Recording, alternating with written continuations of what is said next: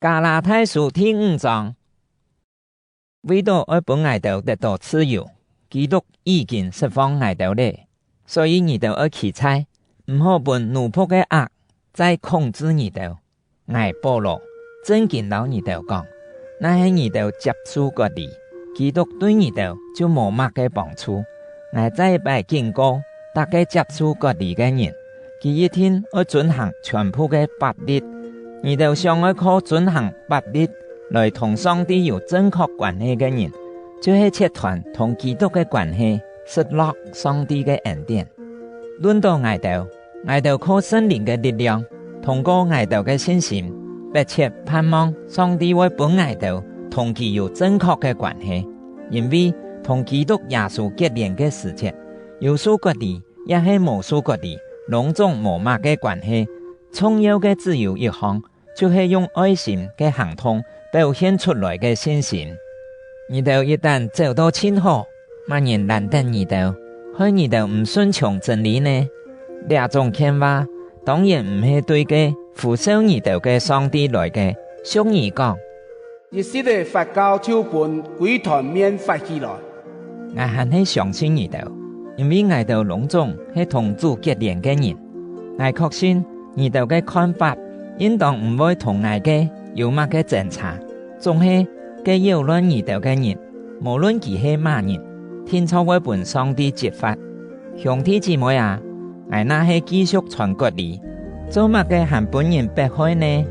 我那真見傳割離，我所宣揚基督嘅十字架，就唔會愛到佢哋咧。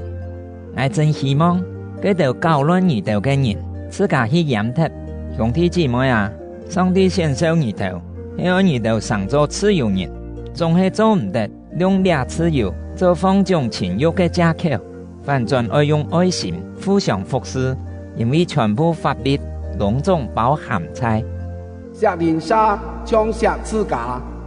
呢條命令地背，而細你哦，你哋那係像禽畜，一樣咬來咬去，你哋大家一定會互相消滅。我愛強調。你哋要順從聖靈嘅帶領，就唔會滿足自家肉體嘅情慾，因為肉體嘅情慾同聖靈彼此對立，互相攻擊，使你哋無法度做你哋想要做嘅，總係那係你哋本聖靈帶領，你哋就唔是受法律嘅約束咧。情慾嘅事係真明顯嘅，表現在淫亂、垃圾、下流、拜偶像、行邪術嘅元素。上漲、怨恨、發現、自私、分派、結黨、嫉妒、酒醉、癲狂宴樂，留其他列類嘅事。我以前是警告你哋，列下再警告你哋，做呢種事嘅人，一定唔會上做上帝國嘅子民。